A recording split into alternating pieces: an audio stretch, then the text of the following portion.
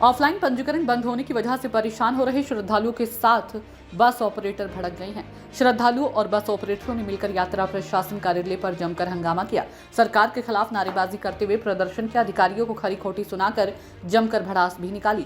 श्रद्धालुओं ने जल्द से जल्द रजिस्ट्रेशन करके यात्रा मार्ग पर भेजने की मांग की है। बस ऑपरेटर ने भी यही मांग सरकार के सामने रखी।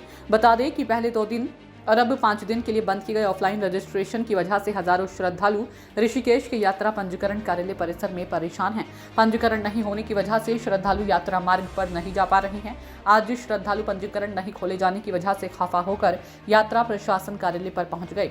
उन्होंने अधिकारियों के खिलाफ जमकर नारेबाजी करते हुए प्रदर्शन किया। आरोप लगाया कि पहले सरकार ने उनको यात्रा पर जाने के लिए बुला लिया और अब उनको रजिस्ट्रेशन नहीं होने की बात कहकर ऋषिकेश में रोका जा रहा है।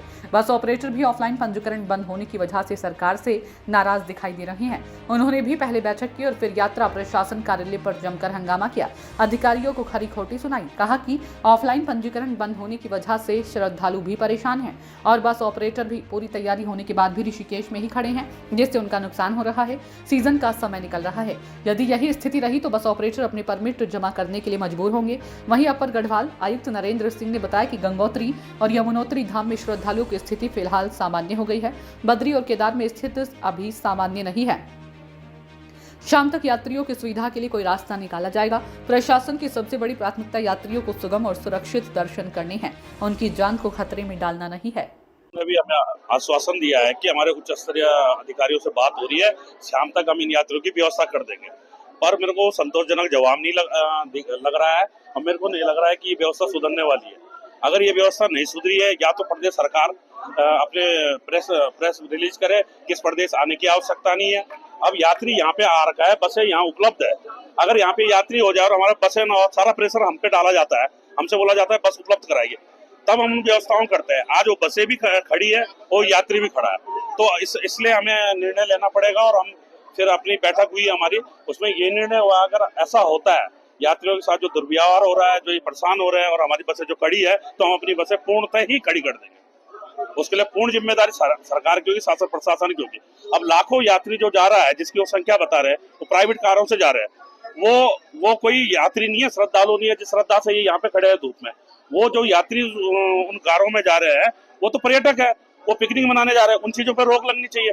जो दर्शनार्थी आ रखे हैं, जिन्हें दर्शन करने जाना है, उन लोगों को कम से कम दर्शन किए कराने की व्यवस्था होनी चाहिए सरकार के माध्यम से। एक तरफ यहाँ पे ऑफलाइन पंजीकरण की व्यवस्था खोल रखी है, एक तरफ से बंद कर दिया गया है। या तो इसे बंद कर दिया जाए ना, परमानेंट बंद कर दिया जाए, आदमी आएगा ही नहीं। जो आदमी ऋषिकेश पहुंच चुका है और यहाँ स्टेशन तक पहुंच चुका है, 12 तारीख से आदमी खड़ा है, उस आदमी को जाने की व्यवस्था सरकार को करनी पड़ेगी।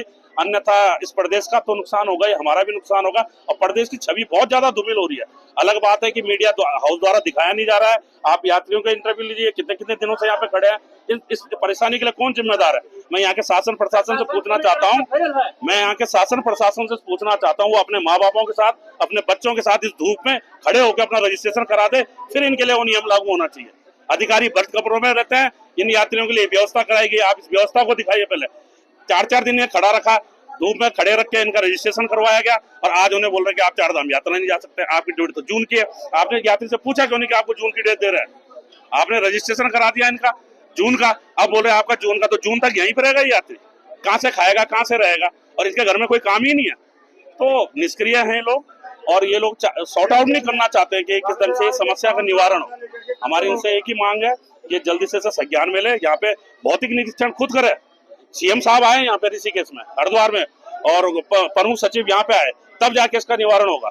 अन्यथा कमरों में बैठ के अधिकारियों की बैठक लेके कुछ नहीं होगा। अगर अधिकारियों की बैठक लेके से काम चलता तो पूर्व में ये व्यवस्था निपट चुकी होती। पूर्व में यहाँ पे यात्रा चली, इससे 10 गुना ज्यादा भीड़ हुई है और कभी समस्या नहीं आई। आज पता नहीं क्यों समस्या आ रही है। जैसे हमने पहले भी हम लोग तो पहले से ही देख रहे हैं, रजिस्ट्रेशन काउंटर हमने खोले थे और उसी के अनुसार रजिस्ट्रेशन हुआ था। जो ऑफलाइन रजिस्ट्रेशन तत्काल रजिस्ट्रेशन हुए थे और उसके बाद से बंद कर दिए गए हैं। और क्योंकि कुछ यात्री फिर भी आ रहे हैं क्योंकि अब फ्लो तो है ही और मूवमेंट है ही, तो यहाँ पे जो यात्री रुके हुए हैं जिनका रजिस्ट्रेशन नहीं है, उनको हम यही बता रहे हैं कि हमारे आसपास जो भी हमने अरेंजमेंट किए हैं रुकने के, निःशुल्क अरेंजमेंट किए हैं, वहाँ चले जाएं और जैसे ही रजिस्ट्रेशन की प्रक्रिया चालू होती है वो यहाँ आके आपका जो आगे कार्यवाही होगी वो कर सकते हैं। कब तक हो पाएगा ये जैसे ही हमारे पास इंस्ट्रक्शंस आते हैं हम लोग आपको दिखाएंगे। अभी कब तक होल्ड रखेंगे? अभी तो 19 तारीख तक का हमारे पास है इंस्ट्रक्शंस, जो 19 तारीख तक बंद है, और उसके आगे जैसे ही जो भी इंस्ट्रक्शन आएंगे, खुलने के आएंगे तो खोल दिया जाएगा, और अगर नहीं खुलना होगा तो फिर हम कम्युनिकेट उसी तरह से सभी यात्रियों को भी कर देंगे। हमारी पूरी कोशिश है किसी को भी कोई असुविधा ना हो।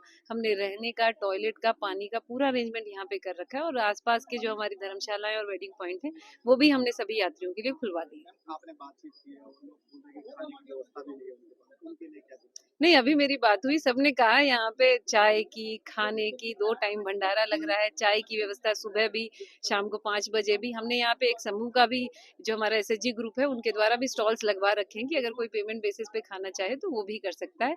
यहाँ टॉयलेट की भी बहुत अच्छी व्यवस्था है, और किसी ने यहाँ की व्यवस्थाओं के लिए नहीं कहा, लेकिन रजिस्ट्रेशन तो जैसे भी प्रक्रिया है हमारी उसी के अनुसार हो पाएगी। शिक्षण वालों का ये कहना है कि जो यहाँ भीड़ है, इस भीड़ को आप यहाँ से निकालिए, उनकी बस अभी भी खाली है, कई दिन 3 दिन से रजिस्ट्रेशन नहीं हुआ, तो कम से कम यहाँ से भीड़ कम हो। उनका भी एक सीजन होता है, सीजन में उनका कहना है कि हमें कमाई का इस सीजन में मौका मिलता है, कम से कम रेगुलर गाड़ियाँ जाएं।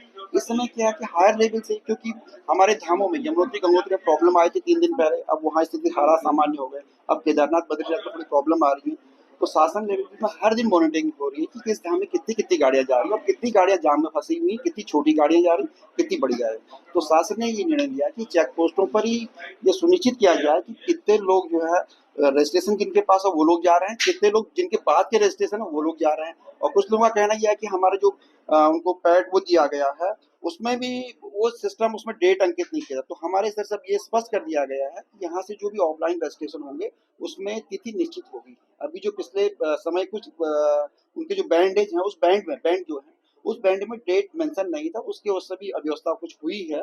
तो हमारा ये प्रयास रहेगा कि अभी हम कमिश्नर सर से रिक्वेस्ट करेंगे कि यहाँ की भीड़ को देखते हुए जो यहाँ वास्तव में जो एक्चुअल श्रद्धालु आए हैं वो कई दिनों से यहाँ रह रहे हैं, हालांकि हम लोगों ने उनकी खाने पीने की व्यवस्था कर रखी है, लेकिन उनकी एक ही मंशा है कि किसी भी तरह धाम के दर्शन हो जाएं, क्योंकि 30 तारीख तक जैसे अभी हमें बताया गया कि वहाँ पे रजिस्ट्रेशन हो चुके हैं। तो हम रिक्वेस्ट करेंगे शासन स्तर पर, कमिश्नर सर से भी रिक्वेस्ट करेंगे कि जिन धामों में अभी भीड़ कम है, जैसे यमुनोत्री गंगोत्री में, तो कम से कम कुछ ऑफलाइन रजिस्ट्रेशन बढ़ाने की कोशिश करेंगे, तो जिससे जो है एक बीच का रास्ता निकले और यात्रा हमारी सुगमता से चले।